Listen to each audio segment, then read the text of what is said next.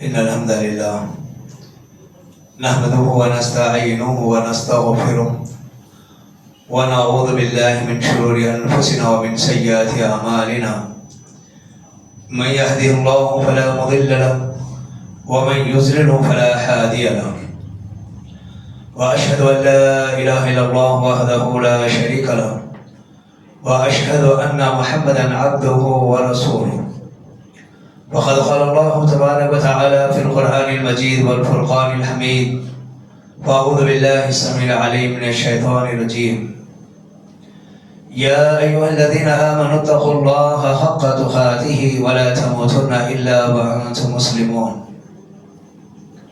يا أيها الناس اتقوا ربكم الذي خلقكم من نفس واحدة وخلق منها زوجها وبث منهما رجالا كثيرا ونساء واتقوا الله الذي تساءلون به والأرحام إن الله كان عليكم رقيبا.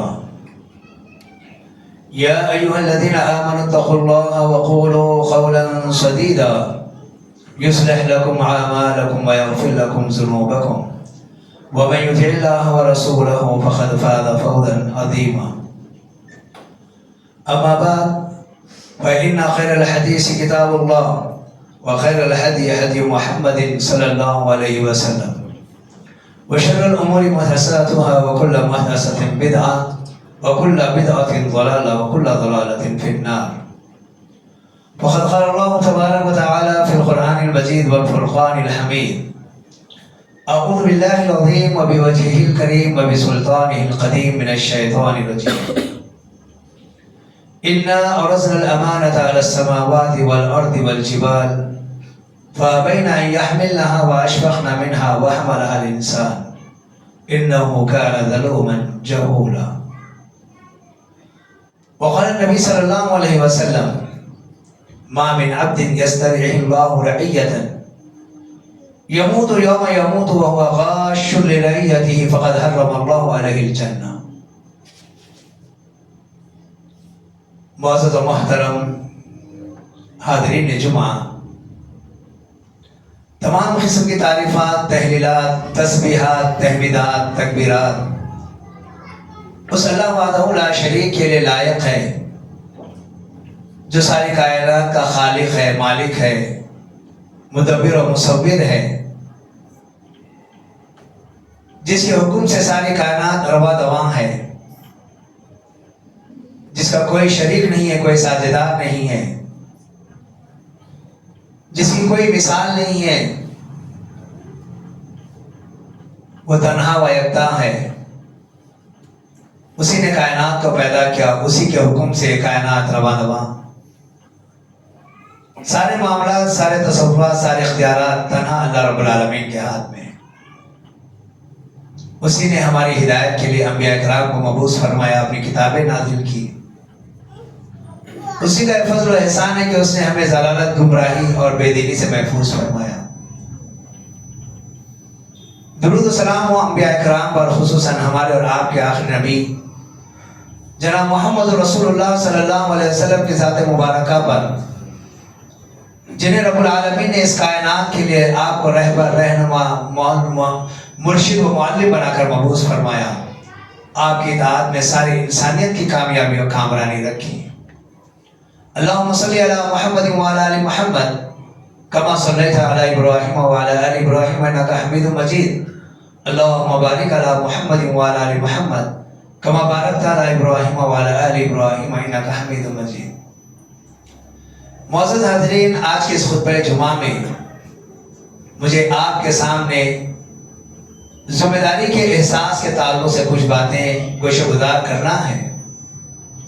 رب العالمین سے دعا ہے کہ اللہ تعالیٰ ہم تمام کو اپنی ذمہ داریوں کو سمجھنے اور اس کے مطابق اس کا حق ادا کرنے کی توفیق عطا فرمائے. ذمہ داری یہ بہت اہم ترین چیز ہے، اور اللہ تبارک و تعالیٰ نے ہر انسان کو کسی نہ کسی چیز کا ذمہ دار بنایا ہے. ایک باپ ہے، وہ اپنی اولاد کا ذمہ دار ہے. شوہر ہے، اپنی بیوی کا ذمہ دار ہے اور اس کے ماتحت لوگوں کا ذمہ دار ہے. بیوی ہے وہ اپنے شوہر اور اپنے اولاد کے ذمہ دار ہے. ایک سردار ہے اس کے ماتحت کام کرنے والوں کا ذمہ دار ہے. یہاں تک کہ آپ جو بھی کام انجام دیں، آپ کے تحت جو لوگ آتے ہیں اس کے آپ ذمہ دار ہیں. اسی طریقے سے ایک مسجد کا ذمہ دار، مدرسے کا ذمہ دار، قوم کا ذمہ دار، محلے کا ذمہ دار یا انسانیت کا ذمہ دار، یہ سب اسی ذمہ داریوں کے اندر آتے ہیں. کسی کی ذمہ داری بہت زیادہ ہوتی ہے، کسی کی ذمہ داری مختصر سی ہوتی ہے. اس ذمہ داری کو سمجھنا اور اس ذمہ داری کو ادا کرنا یہ ہر انسان کے لیے لازم اور ضروری ہے. کوئی انسان یہ نہیں کہہ سکتا کہ میں کسی چیز کا ذمہ دار نہیں ہوں. ہو سکتا آپ کو اقتدار نہ ملا ہو، آپ کسی قوم کے رہبر نہ ہو، لیکن اپنے گھر والوں کے تو آپ ذمہ دار ہیں. معزز حاضرین، یہ ذمہ داری بڑی اہم ترین چیز ہے. اسلام کی ذمہ داری جب رب العالمین نے آسمانوں پر پیش کی، زمین پر پیش کی، پہاڑوں پر پیش کی، ان سب نے اس عظیم ذمہ داری کو اٹھانے سے انکار کر دیا. کیونکہ اس ذمہ داری کے بعد رب العالمین کے پاس جواب دہ ہونا ہے، جواب دینا ہے، اور اس کا احساس بھی ہمارے اندر ہونا چاہیے. اللہ تبارک و تعالیٰ کا فرمان ہے اِنَّا عَرَضْنَا الْأَمَانَةَ عَلَى السَّمَاوَاتِ وَالْأَرْضِ وَالْجِبَالِ فَأَبَيْنَ أَن يَحْمِلْنَهَا وَأَشْفَقْنَ مِنْهَا وَحَمَلَهَا الْإِنسَانُ إِنَّهُ كَانَ ظَلُومًا جَهُولًا. یقیناً ہم نے اس عظیم امانت کو، اس ذمہ داری کو ہم نے آسمانوں پر پیش کیا، زمین پر پیش کیا، پہاڑوں پر پیش کیا. ان سب نے اس کو اٹھانے سے انکار کر دیا. اس کے بعد ہم نے یہ ذمہ داری انسان کے اوپر ڈالی. وَحَمَلَهَا الْإِنسَانُ، انسان نے اس ذمہ داری کو اٹھا لیا. إِنَّهُ كَانَ ظَلُومًا جَهُولًا. یقیناً یہ انسان بڑا نادان ہے اور بڑا ظالم ہے. اس عظیم ذمہ داری کو اٹھانے کے بعد وہ اس ذمہ داری کے ادا کرنے سے غفلت برتتا ہے، لاپرواہی برتتا ہے، نادان ہے. اس ذمہ داری کا کیا حق ہے اور کل قیامت والے دن اس کا کیسے اللہ کے پاس حساب دینا ہے. معزز حاضرین، اگر یہ کوئی یہ کہے کہ میری زندگی مجرد زندگی ہے، میرے ماتحت کوئی چیز نہیں ہے، تب بھی وہ شخص ذمہ دار ہے. اللہ تبارک و تعالیٰ نے اسلام جیسی عظیم نعمت سے تم کو نوازا ہے. اس اسلام پر عمل کرنا اور اسلام کی دعوت دوسروں تک پہنچانا، اس کے تم ذمہ دار ہو. اگر کوئی بندہ یہ کہے کہ میں کسی چیز کا ذمہ دار نہیں ہوں، تو پھر بھی تم ذمہ دار ہو اس اسلام کے. اور یہاں پر رب العالمین نے جو امانت کے شکل میں ذمہ داری دے رہا تھا، یہ اسلام کی ذمہ داری تھی. اور بعض مفسرین نے اس آیت کی تشریح میں بھی لکھا ہے کہ اللہ تبارک و تعالیٰ سے حضرت آدم نے سوال کیا کہ اللہ اگر میں اس کو قبول کروں گا تو اس کا کیا فائدہ ہے. اللہ نے کہا اگر تم اس کو قبول کرو گے تو میری رضامندی تمہیں حاصل ہوگی اور اس کے بدلے میں جنت میں داخل کروں گا. اور اس ذمہ داری کو قبول کرنے کے بعد لاپرواہی کرو گے تو میری ناراضگی کا شکار ہوگے، اس کے بدلے میں جہنم میں جانا پڑے گا. آدم علیہ السلام نے اس بات کو قبول کر لیا اور اللہ رب العالمین نے آدم علیہ السلام کو جب زمین پر بھیجا، اسی ذمہ داری کے ساتھ بھیجا. فَإِمَّا يَأْتِيَنَّكُم مِّنِّي هُدًى فَمَن تَبِعَ هُدَايَ فَلَا خَوْفٌ عَلَيْهِمْ وَلَا هُمْ يَحْزَنُونَ. کہ جب ہمارے پاس سے تمہارے پاس ہدایت آ جائے گی اور جو بھی اس ہدایت پر عمل کرے گا فَلَا خَوْفٌ عَلَيْهِمْ وَلَا هُمْ يَحْزَنُونَ، اسے نہ غم ہوگا نہ اسے کسی قسم کا خوف ہوگا. یہ کون لوگ ہوں گے؟ جو اللہ کی ہدایت کو ماننے والے ہوں گے. صرف اس کو مان لینا نہیں ہے، اس پر عمل بھی کرنا ہے. اور اس کو دوسروں تک پہنچانا ہے، یہ ہماری ذمہ داری ہے۔ اس اعتبار سے اگر دیکھا جائے ہم میں کا ہر فرد ذمہ دار ہے۔ اور اسی لیے اللہ کے نبی صلی اللہ علیہ وسلم نے فرمایا الا کلکم راع و کلکم مسئول عن رعیتہ، ہر بندے کو اللہ تبارک و تعالیٰ نے ذمہ دار بنایا ہے، مسئول بنایا ہے، اور اس سے اس کی ذمہ داری کے تعلق سے ضرور سوال کیا جائے گا، کوئی بندہ بچنے والا نہیں ہے۔ عزیزان محترم، اگر ہم دنیا کے اندر ہمیں کسی بھی قسم کی ذمہ داری ملی ہو، یہاں تک کہ اگر ہم اپنے گھر کے ذمہ دار ہیں یا کسی ادارے کے ذمہ دار ہیں یا مسجد یا مدرسے کے ذمہ دار ہیں یا جماعت یا تنظیم کے ذمہ دار ہیں یا قوم کے سربراہ ہیں، اگر ہم نے اس ذمہ داری کے اندر لاپرواہی کی، سب سے پہلے یہ بات جان لیں، ہماری یہ لاپرواہی اور ہمارا یہ غلط عمل کہیں چھپنے والا نہیں ہے۔ حضرت لقمان نے اپنے بیٹے سے بات کہی تھی، یا بنیا ان تک مثقال حبۃ من خردل فتکن فی صخرۃ او فی السماوات او فی الارض یأتی بها اللہ ان اللہ لطیف خبیر۔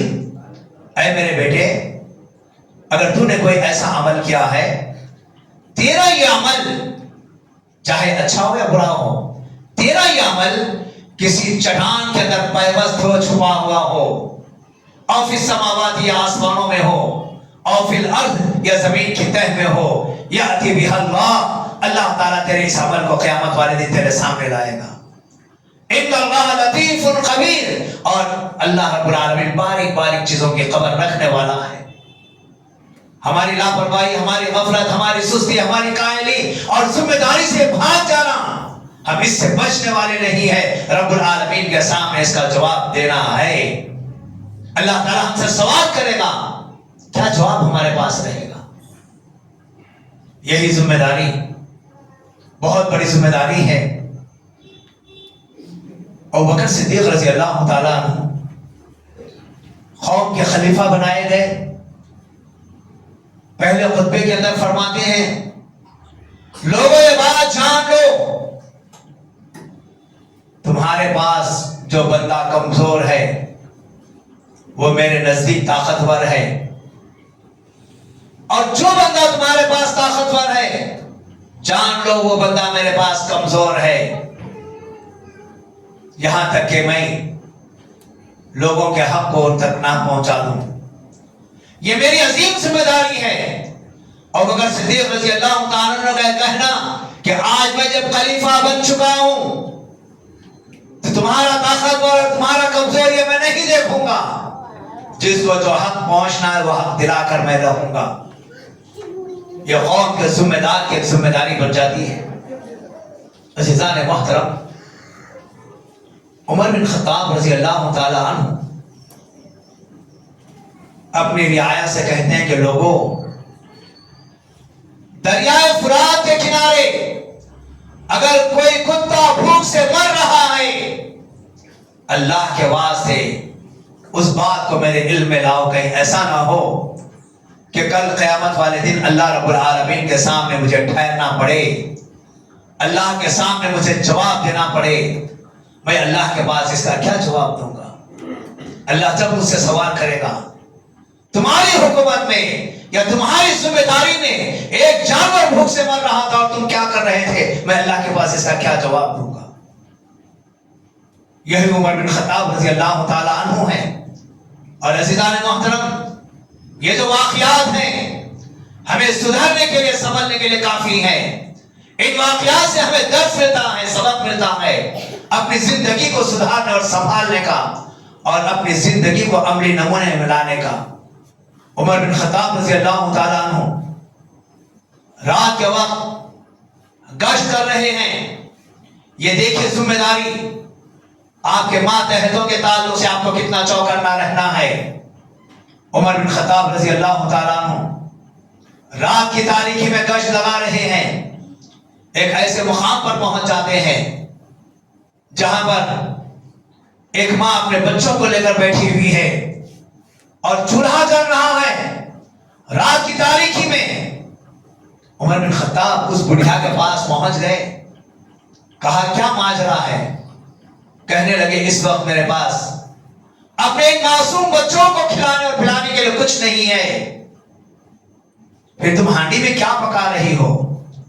کہا کہ اس ہانڈی کے اندر میں نے صرف پانی چڑھا دیا اور چند کنکریاں ڈال دی ہے تاکہ بچوں کو اس بات کا احساس ہو کہ میری ماں مجھے پکا رہی ہے اور میں اسی طریقے سے بہلا کر ان کو سلا رہی ہوں۔ عمر بن خطاب رضی اللہ تعالیٰ عنہ لرز گئے، خوفزدہ ہو گئے، فوراً وہاں سے اٹھے، بیت المال آئے، اپنے غلام سالم سے کہا کہ بیت المال کو کھولو۔ بیت المال کھولا گیا، وہاں سے آپ نے آٹا لیا اور سوکھے کھجور لیے اور پنیر لیا، سب کو ایک تھیلے کے اندر بھرا اور اس کو اپنے پیٹھ پر اٹھانے لگے۔ غلام نے کہا کہ اے امیر المومنین، یہ کام آپ نہیں کر سکتے، یہ میری ذمہ داری ہے، آپ میری پیٹھ پر اس کو لاد دیں۔ کہنے لگے اللہ تزر وازرۃ وزر اخری، کل قیامت والے دن کوئی کسی دوسرے کا بوجھ اٹھانے والا نہیں ہے، کل رب کے سامنے مجھے جواب دینا ہے تمہاری رعایا کے اندر یہ کیا ہو رہا تھا، میں جواب دینے والا ہوں، اس لیے بوری میرے پیٹھ پر اٹھا دو۔ وہ تھیلا عمر بن خطاب رضی اللہ تعالیٰ عنہ امیر المومنین ہے، وقت کے بادشاہ جن کے نام سے درست آتے ہیں، یہ ذمہ داری کا احساس دیکھیے، اس قدر خوفزدہ اس تھیلے کو اپنے پیٹھ پر اٹھایا اور وہاں سے اس بڑھیا کے پاس پہنچے اور وہاں پر پکوان میں خود آپ نے ہاتھ بٹایا۔ ہاتھ بٹانے کے بعد جب پک کر تیار ہو گیا، اپنے ہاتھوں سے ان معصوم بچوں کو کھلایا۔ یہ بچے رو رہے تھے۔ تاریخ کے الفاظ کہ عمر بن خطاب رضی اللہ تعالیٰ عنہ اس بڑھیا کے آنگن میں ایک جانور کے بیٹھنے کی طرح بیٹھ گئے، یہاں تک کہ بچے پیٹ بھر کر کھا لیے، آسودہ ہو گئے اور بچوں کے چہروں پر مسکراہٹ کھلکھلانے لگی۔ وہ جب بچے ہنسنے لگے، کھیلنے لگے، عمر بن خطاب رضی اللہ تعالیٰ عنہ وہاں سے واپس آئے۔ ان کے غلام سالم سے کہنے لگے کہ میں نے جب ان بچوں کو دیکھا، میں نہیں چاہتا تھا کہ ان بچوں کے چہرے پر غم ہو یا بچے رو رہے ہوں، ان کو چھوڑ کر میں وہاں سے واپس نہیں نکل سکتا تھا جب تک بچے کھا کر آسودہ نہیں ہو گئے، ان کے چہروں پر مسکراہٹ نہیں آ گئی، میں وہاں سے نکلنا گوارا نہیں کیا۔ یہ عمر بن خطاب رضی اللہ تعالیٰ عنہ کی زندگی ہے۔ اس ذمہ داری کا احساس دیکھیے کہ آج ہم سب ذمہ دار بن گئے ہیں تو اس ذمہ داری کا احساس ہمیں ذرا سا بھی ہے؟ عثمان بن عفان رضی اللہ تعالیٰ عنہ رات کی تاریکی میں قبرستان چلے جاتے ہیں، زار و خطاب ہوتے ہیں۔ ان کے غلام نے پوچھا امیر المومنین آپ اس طریقے سے کیوں رو رہے ہیں؟ کہنے لگے میں قبرستان اس لیے آیا ہوں، کل مجھے اس قبرستان میں آنا ہے اور اس کے بعد والی صبح مجھے رب کے دربار میں حاضر ہونا ہے، یعنی قیامت والے دن اللہ تعالیٰ تبارک و تعالیٰ اگر مجھ سے سوال کرے گا تو میں اللہ کے پاس کیا جواب دوں گا۔ اس احساس نے مجھے نیند سے بیدار کر دیا، قبرستان لے آیا ہے۔ میرے رونے کی وجہ یہ ہے کل اللہ سوال کرے گا تو میں اللہ کے پاس کیا جواب دوں گا۔ ابوبکر صدیق رضی اللہ تعالیٰ عنہ کہتے ہیں اللہ مجھے کوئی چڑیا بنا دیتا جو دنیاوی زندگی گزارنے کے بعد ختم ہو جاتی، کل قیامت والے دن مجھے اللہ کے سامنے حاضر ہونا نہیں پڑتا، اللہ کے سامنے سوال و جواب کی نوبت نہیں آتی۔ اس قدر خوف تھا اپنی ذمہ داریوں کا۔ آج ہم یہ ذمہ داری ادا نہیں کر سکتے، یہ بڑی عظیم ذمہ داری ہے، لیکن ہماری حالت کیا ہے؟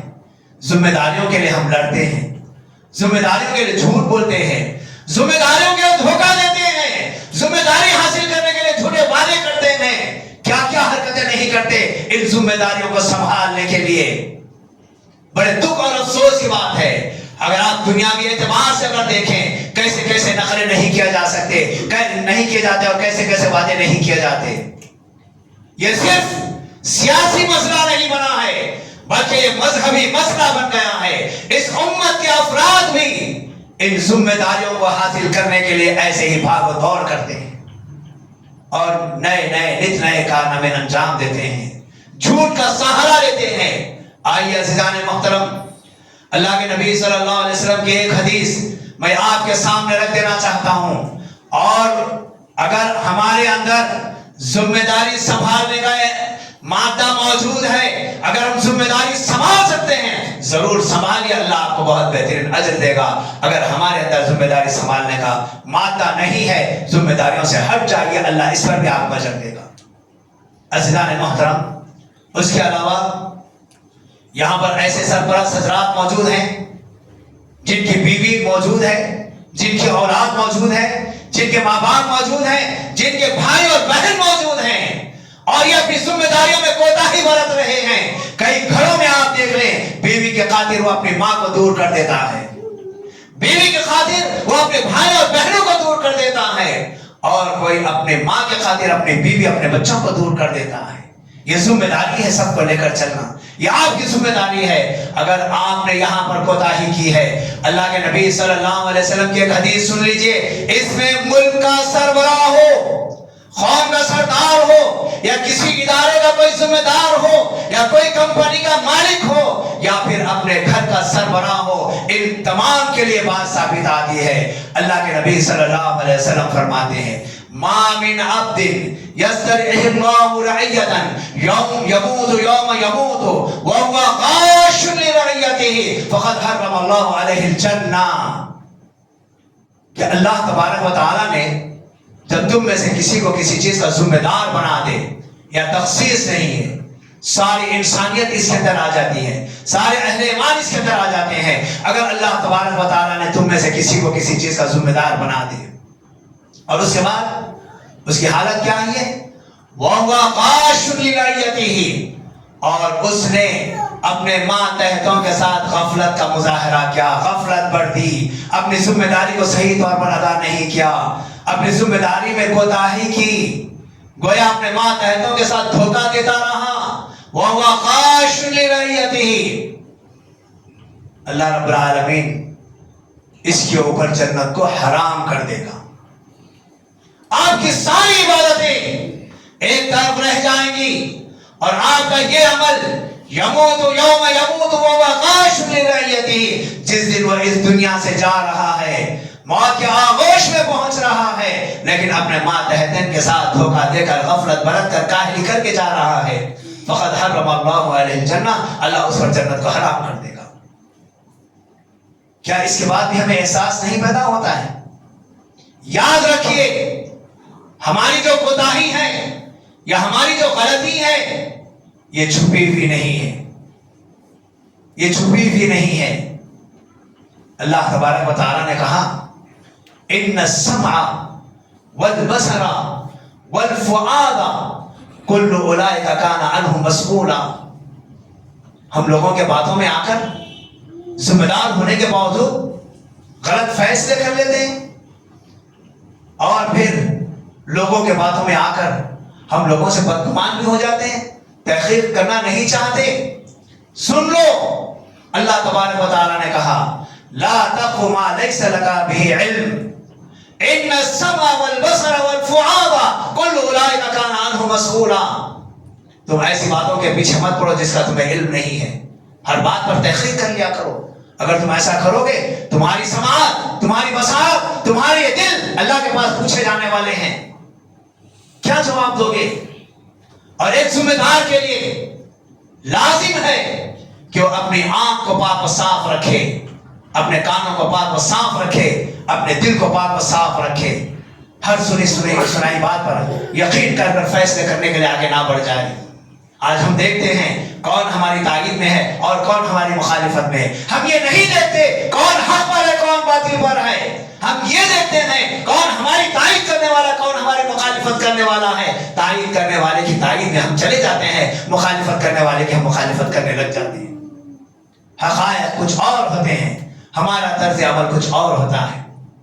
ٹھیک ہے، اگر ہمارا یہی حال رہے گا، اللہ تبارک و تعالیٰ نے قرآن مجید میں ارشاد فرمایا، وَكُلُّ إِنسَانٍ أَلْزَمْنَاهُ طَائِرَهُ فِي عُنُقِهِ وَنُخْرِجُ لَهُ يَوْمَ الْقِيَامَةِ كِتَابًا يَلْقَاهُ مَنْشُورًا اقْرَأْ كِتَابَكَ کفا بنفسک علیک اليوم حسیبا.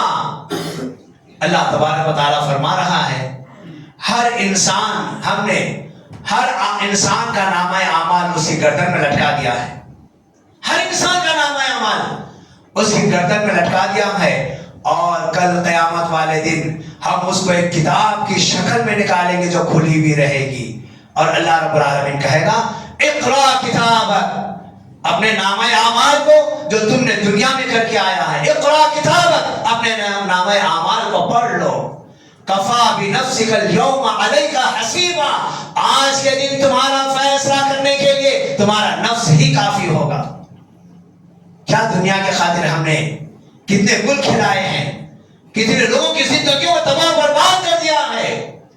اس ذمہ داری پر آنے کے بعد ہم نے اس کا حق صحیح طور پر ادا نہیں کیا ہے، لوگوں کے ساتھ دھوکہ دہی کرتے رہے، الزام تراشوں میں ہماری زندگی گزر گئی، کام اور ذمہ داری کا احساس ہمارے اندر نہیں رہا.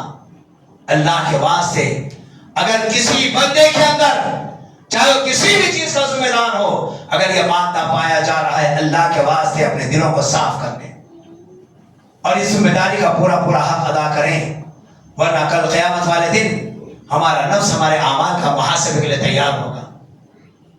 اور یہ بات بڑی عجیب بات ہے، اللہ ذو جلال والاکرام نے جن اعضاء کو ہمارے لیے نعمت بنایا ہے، شاید وقت ختم ہو رہا ہوگا، یا آخری بات میں آپ کے سامنے رکھ کر اپنی بات کو ختم کروں گا. اللہ تعالیٰ نے ہمارے اعضاء کو ہمارے لیے نعمت بنایا. آنکھ ہمارے لیے نعمت ہے، کان ہمارے لیے نعمت ہے، یہ ہونٹ اور یہ زبان ہمارے لیے نعمت ہے، دل ہمارے لیے نعمت ہے، یہ ہاتھ اور یہ پیر ہمارے لیے نعمت ہے. جسم کا ایک ایک عضو اللہ نے ہمارے لیے نعمت کے طور پر رکھا ہے، لیکن وہیں پر ان اعضاء کو ہمارے اعمال کی ریکارڈنگ کے لیے بھی اللہ رب العالمین نے رکھ دیا ہے. یہ آنکھ ہمارے ہر عمل کو دیکھ رہی ہے اور ریکارڈ کر رہی ہے، کان ہمارے سارے اعمال کو ریکارڈ کر رہے ہیں، زبان اور ہونٹ ہمارے اعمال کو ریکارڈ کر رہے ہیں، ہمارے ہاتھ ہمارے پیر یہ ساری چیزیں ریکارڈ کر رہی ہیں. اللہ نے کہا ان السمع والبصر والفؤاد كل اولئک کان عنہ مسؤولا. کہیں اللہ نے کہا الیوم نختم علی افواہہم وتکلمنا ایدیہم وتشہد ارجلہم بما کانوا یکسبون. آج کے دن ہم تمہارے منہ پر مہر لگا دیں گے، ہم تمہارے ہاتھوں سے تمہارے پیروں سے بات کروائیں گے. اللہ کے نبی صلی اللہ علیہ وسلم نے فرمایا کہ انسان کے سارے اعضاء اللہ کے پاس گواہی دیں گے، یہاں تک کہ انسان کی رانیں بھی اللہ کے پاس گواہی دیں گی، انسان کی شرمگاہ بھی اللہ کے پاس گواہی دے گی. اللہ کے نبی صلی اللہ علیہ وسلم نے فرمایا انسان کی چمڑی بھی اللہ کے پاس گواہی دے گی. آپ کی غفلت، آپ کی سستی، آپ کی کاہلی یہ چھپنے والی نہیں ہے، یہ ہمارے جسم کے اعضاء ہمارے خلاف گواہی دے دیں گے.